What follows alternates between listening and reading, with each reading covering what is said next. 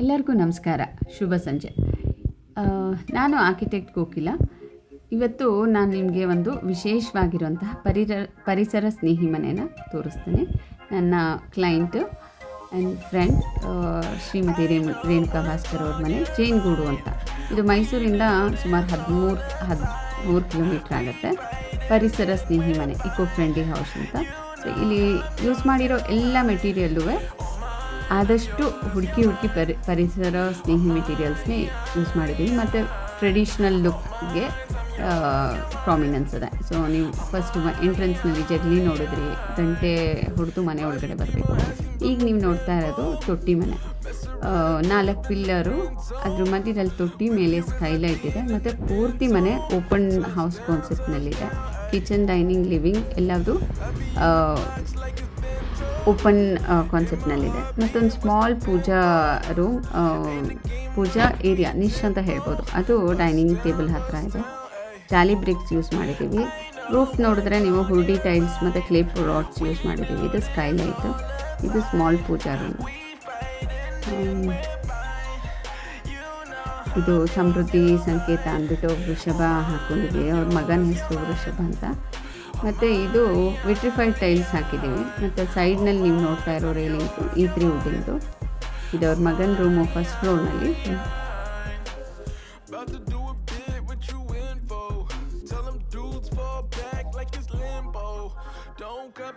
Staircase area. Roofing ಎಲ್ಲ ನೋಡಿದ್ರೆ full details ಮಾರ್ಕಿ blocks ಅಂತ ಏನು ಹೇಳ್ತೀವಿ ಅದು. ಪ್ಯಾರಾಪಿಟ್ ನೋಡಿ ತುಂಬ ವಿಶೇಷವಾಗಿ ಡಿಸೈನ್ ಆಗಿದೆ ಜಾಲಿ ಬ್ಲಾಕ್ಸಿಂದ. ಸೊ ಏರಿಯೇಷನ್ಸ್ ಚೆನ್ನಾಗಾಗುತ್ತೆ, ರೂಫ್ ಹೀಟ್ ಆಗಲ್ಲ. ಇದು ಅವ್ರ ಸ್ಮಾಲ್ ಆಫೀಸ್ ಏರಿಯಾ.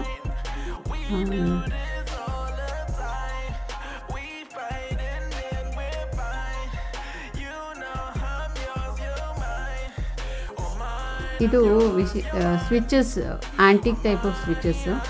ಮತ್ತು ಇದು ಪುಲಿ ಟೈಪ್ ಆಫ್ ಲೈಟ್ ಪಾಯಿಂಟ್ಸು ಇದೆ. E3 ವುಡ್ಡಿಂದು ರೇಲಿಂಗ್ಸು. ಪಾಲಿಶ್ ಹಾಕಿದಾಗ ನೀವು ಯು ಕೆ ನಾಟ್ ಮೇಕ್ಔಟ್ ಇದು ವುಡ್ ಅಲ್ಲ ಅಂತ ನಿಮ್ಗೆ ಅನ್ಸೋದೇ ಇಲ್ಲ. ಈಗ ಒಂದು ಅವ್ರದ್ದು ಸ್ಪೆಸಿಫಿಕ್ ಏರಿಯಾ ಒಂದಿದೆ, ಅಲ್ಲಿಗೆ ಹೋಗ್ತಾ ಇದ್ದೀವಿ. ಅಸ್ತ್ರ ಒಲೆ, so traditional type of things ಎಲ್ಲದು ಇಲ್ಲಿದೆ. ಹಿಂದ್ಗಡೆ ಯುಟಿಲಿಟಿ ಜಾಗದಲ್ಲಿ ಇದು ಒಂದು ಕಣಜ ಥರ, ನ್ಯಾಚುರಲ್ ಗ್ರೀನರಿ ಸ್ಟೋರೇಜ್ಗೆ ಹಿಂದಿನ ಕಾಲದಲ್ಲಿ ಇರ್ತಾ ಇದ್ದಿದ್ದಂಥದ್ದು. ಲೈಟ್ಸು ಅಷ್ಟೇ ತುಂಬ ವಿಶೇಷವಾಗಿದೆ ನೋಡಿ. ಇದು ತುಂಬ ಸೆರೀನ್ ಲೊಕೇಶನ್. ಈಗ ನಮ್ಮ ಮನೆಯ ಮಾಲೀಕರಾದ ಹೆಮ್ಮೆಯ ಒಡತಿ ಶ್ರೀಮತಿ ರೇಣುಕಾ ಭಾಸ್ಕರ್ ಅವ್ರ ಮಾತಲ್ಲಿ ಕೇಳೋಣ. ಏನಾದ್ರು ತರಕಾರಿ ತೊಗೊಳಕ್ ಹೋದೆ, ಹೂ ತೊಗೊಳಕ್ ಹೋದೆ ಅಂತಂದ್ರೆ ಸಾಕು, ಎಲ್ಲರೂ ಕವರ್ ತೆಗೆದು ಟಕ್ ಅಂತಂದೇಳಿ ಹಾಕೊಟ್ಬಿಡ್ತಾರೆ. ಮತ್ತೆ ಕವರ್ ಅವ್ರಿಗೆ ವಾಪಸ್ ಕೊಟ್ಟು, ನನಗೆ ಕವರ್ ಬೇಡಪ್ಪ ಇದ್ರಲ್ಲಿ ಹಾಕು ಅಂತಂದೇಳಿ ಇದ್ರಲ್ಲಿ ಹಾಕ್ಸ್ಕೊಂಡು ತೊಗೊಂಡ್ಬರ್ತೀನಿ. ಎಲ್ಲರೂ ಈ ಥರ ಒಂದು ಬ್ಯಾಗ್ ಇಟ್ಕೊಂಡ್ರೆ ಆದಷ್ಟು ನಾವು ಪ್ಲಾಸ್ಟಿಕ್ ಕವರ್ಗಳನ್ನ ಕಡಿಮೆ ಮಾಡ್ಬೋದು. ಈ ಭೂಮಿಗೆ ಒಂದು ಹೊರೆಯನ್ನ ನಾವು ಕಡಿಮೆ ಮಾಡ್ಬೋದು, ತಪ್ಪಿಸ್ಬೋದು ಅಂತಂದೇಳಿ ನನ್ನ ಒಂದು ಆಶಯ. ಆ ಒಂದು ಉದ್ದೇಶದಿಂದನೇ ನಾವು ಈ ಭೂಮಿಗೆ ಬಂದಿದ್ದೀವಿ. ಎಲ್ಲ ಈ ಭೂಮಿಯಿಂದ ಪಡ್ಕೋತೀವಿ. ಅದನ್ನು ನಾವು ಈ ಭೂಮಿಗೆ, ಈ ಪ್ರಕೃತಿಗೆ ನಾವು ಏನೂ ಕೊಡೋಲ್ಲ. ಅಟ್ಲೀಸ್ಟ್ ನಮ್ಮಿಂದ ನಾವು ಇಷ್ಟೆಲ್ಲ ನಾವು ಬಾಳಿ ಬದುಕಿ ನಮ್ಮ ಮಕ್ಕಳು ಎಲ್ಲರನ್ನೂ ಇದು ಮಾಡಿ ಪೋಷಿಸಿ ಎಲ್ಲ ಮಾಡಿ ಹೋಗ್ತೀವಿ. ಆದರೆ ನಾವು ಭೂಮಿಗೆ ಏನೂ ಕೊಡಲ್ಲಲ್ಲ ಅಂತಂದೇಳಿ ನನ್ನ ಆ ಉದ್ದೇಶದಿಂದ ಒಂದು 4 ಫಸ್ಟ್ ಏನೋ ಒಂದಿಷ್ಟು ಏನೇನೋ ನಮ್ಮ ಆಫೀಸಿಂದ ಒಂದಿಷ್ಟು ಚಾರಿಟಿ ಅದೆಲ್ಲ ಮಾಡ್ತಿದ್ವಿ. ಬಟ್ ಅದು ಅಷ್ಟು ಖುಷಿ ಕೊಡಲಿಲ್ಲ.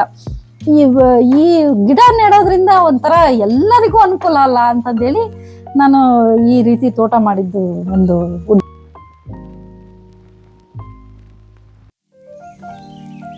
ಯಾಕೆಂದ್ರೆ ಇದು ಸಿಗೋವಂಥ ಖುಷಿ, ಸಂತೋಷ ಇನ್ಯಾವುದ್ರಲ್ಲೂ ಸಿಕ್ಕಲ್ಲ. ಈ ಹಸಿರು ಗಿಡ, ಆ ಗಿಡ ನೆಟ್ಟಾಗ ಅದು ಬೆಳೀತಾ ಇರೋದು, ಆಮೇಲೆ ಇಲ್ಲಿ ಕುತ್ಕೊಂಡ್ರೆ ಸಾಕು ಒಂಥರ ಟೈಮ್ ಪಾಸ್ ಆಗಿದ್ದೇ ಗೊತ್ತಾಗಲ್ಲ. ಆ ರೀತಿಯಾಗಿ ಒಂಥರ ನಮ್ಮ ಜೀವನ ಸಾರ್ಥಕ ಆಯ್ತು ಅಂತ ಅನ್ಸುತ್ತೆ. ಏನೋ ಒಂದು ರಿಮಾರ್ಕಬಲ್ ಒಂದು ಗುರುತನ್ನ ಬಿಟ್ಟು ಹೋಗ್ತಿದೀವಿ ಅನ್ಸುತ್ತೆ. ಅಂದ್ರೆ ಮಿಷನ್ ಅಕಂಪ್ಲಿಷ್ಡ್ ಅಂತ ಹೇಳ್ತಾರಲ್ಲ, ಏನೋ ಒಂದ್ ಗುರಿ ಮುಟ್ಟಿದ್ಮೇಲೆ ಒಂಥರ ಸಾರ್ಥಕತೆ ಶುರುವಾಗತ್ತಲ್ಲ. ನಂಗೆ ನೀವು ಕ್ಲೈಂಟ್ ಆಗಿ ಬಂದ್ರು ಈಗ ಏನೋ ಒಂಥರ Friend ಆಗಿದೀವಿ. ಫ್ರೆಂಡ್ ಆಗ್ಬಿಟ್ಟು ಬೇರೆ ಆ ಸಂಬಂಧಗಳೇ ಬೇರೆ ಆಗಿ ಹೋಗ್ಬಿಟ್ಟಿದೆ. ಹೌದು. ಅದೊಂಥರ ನನಗ್ ತುಂಬಾ ಖುಷಿ ಅನ್ಸುತ್ತೆ ಇಲ್ಲಿಗೆ ಬರಕ್ಕೆ. ಯಾವ್ದೇ ಕ್ಲೈಂಟ್ ಮನೆಗ್ ಹೋಗೋದಕ್ಕೂ ನಿಮ್ ಮನೆಗ್ ಬರೋಕ್ಕೂ ತುಂಬಾ ವ್ಯತ್ಯಾಸ ಅನ್ಸುತ್ತೆ. ನಾನು ಆಸೆ ಪಟ್ಕೊಂಡು ಇಲ್ಲಿಗೆ ಬರ್ಬೇಕು, ಒಂದ್ ಮನೆ ನೋಡೋದು ಇನ್ನೊಂದಿದ್ರು ರೇಣುಕಾ ನೋಡ್ಬೇಕಂತ ಬರೋದೇ ನನ್ನ ಒಂಥರ ಖುಷಿ. ಯಾರು ಪುಣ್ಯವಂತವ್ರೆ ಹೊರತು ನಮ್ ತಲೆಯೊಳಗಿರೋ ಯೋಚನೆನ ಅದನ್ನ ಸಾಕಾರ ರೂಪಕ್ಕೆ ತರೋ ಅನ್ಸಿದ್ದೇನು ಅಂತಂದ್ರೆ ಅವ್ರ ಜೊತೆಗೆ ನಮ್ಮ ಒಂದು ಪ್ಲಾನ್ ನ ಹಂಚ್ಕೊಂಡಾಗ್ಲಿ ಅವ್ರು ತುಂಬಾ ಆಮೇಲೆ ನಮ್ಮ ಪ್ಲಾನ್ ನ ಸುಮಾರು ಸಲ ಚೇಂಜಸ್ ಮಾಡಿಸಿದೀವಿ. ಆಮೇಲೆ ತುಂಬಾ ಪೇಷನ್ಸ್ ಇಂದ ತುಂಬಾನೇ ಇದನ್ನ ಆ ಪ್ಲಾನ್ ನ ರೆಕ್ಟಿಫೈ ಮಾಡಿಕೊಡ್ತಾ ಇದ್ರು. ಆಮೇಲೆ ಏನಾದ್ರು ಪ್ರಾಬ್ಲಮ್ ಆಯ್ತು ಅಂತಂದೇಳಿ ನಾನು ತುಂಬಾ ಎಮೋಷನಲ್ ಆಗಿ ಫೋನ್ ಮಾಡಿದಾಗ ಕಾಲ್ ಮಾಡಿದಾಗ ಅವರು ತುಂಬಾ ಸೊಲ್ಯೂಷನ್ ಕೊಡ್ತಾ ಇದ್ರು. ಅದು ನನಗೆ ತುಂಬಾ ಚೆನ್ನಾಗಿ ಅನಿಸ್ತು. ಆಮೇಲೆ ಅವರು ಹೇಳಿದ್ರು, ನಿಮ್ಮ ಐಡಿಯಾಸಿಗೆ ನಾವು ಫೆಸಿಲಿಟೇಟ್ ಮಾಡೋದೇ ನಮ್ಮ ಕೆಲಸ, ಹಾಗಾಗಿ ನಾನು ಅದನ್ನೇ ಮಾಡಿದ್ದೀನಿ ಅಂತ ಹೇಳಿದ್ರು. ತುಂಬಾ ಜನ ಆರ್ಕಿಟೆಕ್ಟ್ ಅಥವಾ ಇಂಜಿನಿಯರ್ಸ್ ಇದನ್ನ ತಮ್ಮ ಪ್ರೊಫೆಷನಲ್ಲಿ ಅಳವಡಿಸ್ಕೊಂಡ್ರೆ ಒಳ್ಳೇದು. ಒಂಥರ ಸಜೆಷನ್ ಕೊಡಬೇಕು, ಅದನ್ನ ಡಿಸಿಷನ್ ಆಗಿ ನಮಗೆ ಕೊಡದೇ ಇದ್ರೆ ಒಳ್ಳೇದು. ಸಜೆಷನ್ಸ್ ಕೊಟ್ಟಾಗ ಅದು ಅದರ ಸಾಧಕ ಬಾಧಕ ನೋಡ್ಕೊಂಡು ಡಿಸಿಷನ್ ತಗೊಂಡ್ರೆ ಎಲ್ಲರೂ ಡಿಸ್ಕಸ್ ಮಾಡಿ ತಗೊಂಡ್ರೆ ತುಂಬಾ ಚೆನ್ನಾಗಿರುತ್ತೆ ಅಂತ ನನಗನ್ಸಿದ್ದು. ಆ ನಿಟ್ಟಿನಲ್ಲಿ ನನಗೆ ತುಂಬಾನೇ ಒಳ್ಳೆ ಇದನ್ನ ಸಲಹೆ ಒಂಥರ ನಮ್ಮ ಜೊತೆಯಾಗಿ ಸಪೋರ್ಟಿವ್ ಆಗಿ ನಿಂತ್ಕೊಂಡಿದ್ದಾರೆ. Thank you.